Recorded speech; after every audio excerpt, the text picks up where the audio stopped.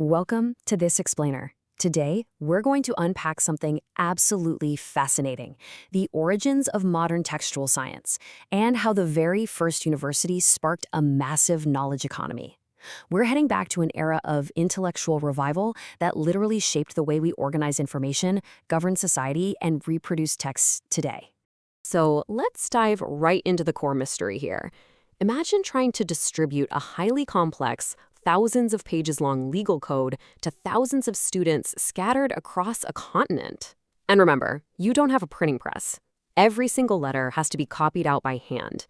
How on earth did medieval scholars invent a way to mass produce these giant textbooks centuries before mechanical printing was even a thing? Well, it required a pretty ingenious structural revolution. Now check out this timeline. What's really wild here is the massive 500-year gap between the creation of our core text and its sudden intellectual explosion. Between 529 and 534 CE, the Byzantine Emperor Justinian compiled all the existing Roman law into the Corpus Juris Civilis. But after the Western Roman Empire fell, these highly sophisticated texts were just lost to Western Europe. It wasn't until around 1070 CE that a complete copy of the Digest, which is essentially the encyclopedia of Roman jurist writings, was suddenly rediscovered in northern Italy. And that single manuscript sparked a total renaissance. Here's our roadmap for how we're going to cover this. First, the rediscovery of Justinian's code. Then, the founding of Bologna, the glossators, Gratian's canon law revolution, the Pecia System, and we'll wrap up with the lasting legacy of all this legal science. Okay, part 1, rediscovering Justinian's code. Let's look at why people in 11th century Europe suddenly cared so deeply about an ancient set of Byzantine laws. You see, Western Europe at the time was running mostly on localized Germanic customary laws. These were largely unwritten and, frankly, just too primitive for a rapidly growing complex society. Roman civil law, on the other hand, was incredibly structured. It had clear rules for property protection, the equality of legal subjects, and how to handle wills. It basically provided a rigorous, ready-to-use framework for complex economic transactions that the old, unwritten laws just couldn't handle. So overnight, kings, princes, and this new emerging merchant class desperately wanted access to this ancient, legal technology. Moving to part 2, Bologna, the first university.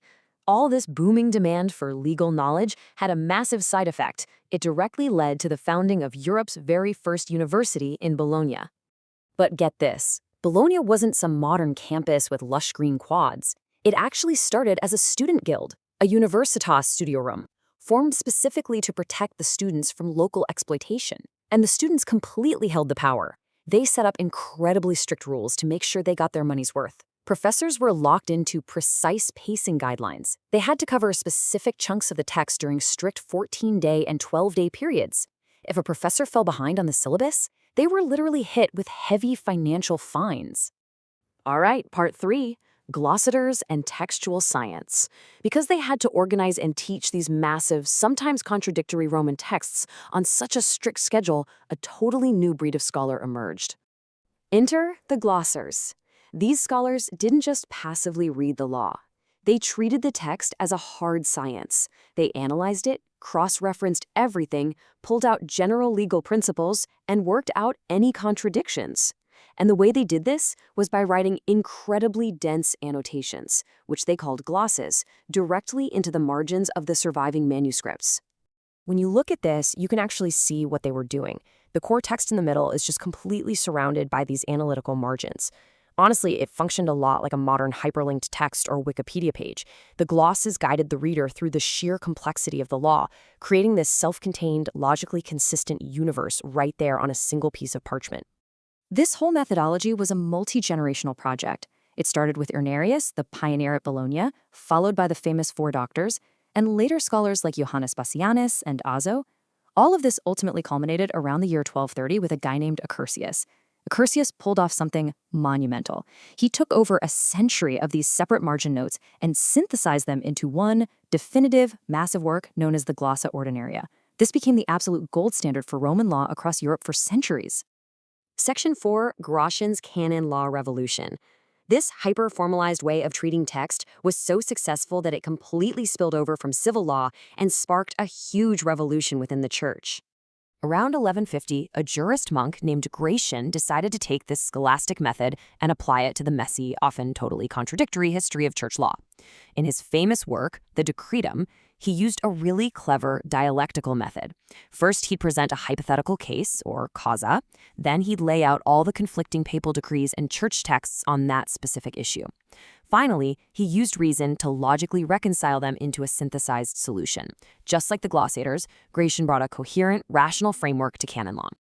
Which brings us to Section 5, the Pecia System. As the university exploded in size, the demand for these massive civil and canon law textbooks went through the roof, and this leads to our technological climax. Because students had those strict reading schedules we talked about, they needed accurate texts, and they needed them yesterday.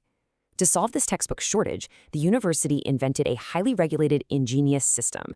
It centered around an exemplar, which was the authorized, error-free master copy of a textbook. They would then divide that master copy into standardized sections called piccace, or pieces, which were rented out. It's essentially medieval peer-to-peer file sharing. Here's how this actually worked on the ground. First, a professor gives the final stamp of approval on the master exemplar. Then the local booksellers, the stationers, physically break it apart into these picae. Instead of one single scribe checking out a massive book and taking an entire year to copy it cover to cover, dozens of professional copyists could rent individual pieces of the exact same book at the exact same time. Scribe A is working on piece 1, while Scribe B is knocking out piece 2. Total parallel processing. And it wasn't just a theoretical system.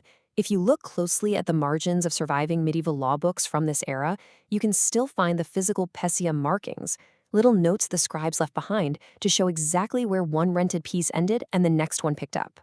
A single petitia was typically just 4 leaves of parchment. By shattering a massive legal code into these tiny, bite-sized chunks, the university dramatically scaled up the speed, the volume, and the accuracy of text reproduction across Europe.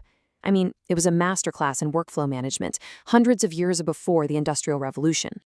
Finally, Part 6, the legacy of legal science. Let's look at the lasting impact of Bologna and how this medieval textual science is still woven into our lives. The rigorous textual science pioneered by the glossators became known as the ius commune, the common law of Europe. Because they successfully synthesized, structured, and mass-produced Justinian's ancient texts, it became the absolute bedrock of the civil law systems used across continental Europe, Latin America, and parts of Africa to this day. The way we fundamentally think about property, contracts, and legal reasoning traces right back to this intellectual boom. So, I want to leave you with this final thought.